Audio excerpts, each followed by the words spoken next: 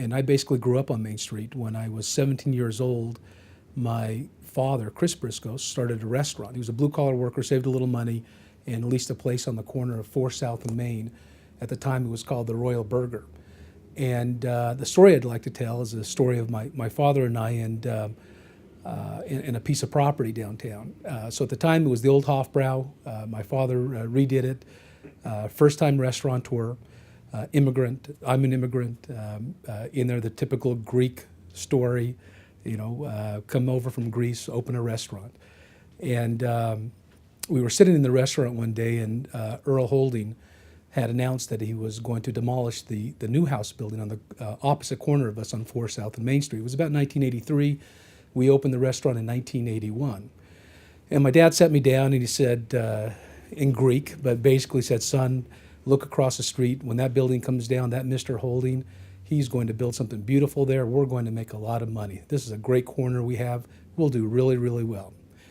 So the building gets knocked down, gets demolished.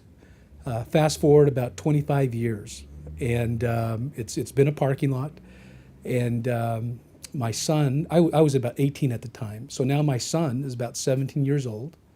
My dad had passed away, and the LDS Church had just bought that block from Earl Holding. So I sat down with my son now at that corner at the restaurant and told him that Bishop Burton with the LDS Church just bought that corner across the street. Just you wait and see. This is going to be a great corner one day with what the church does with that corner.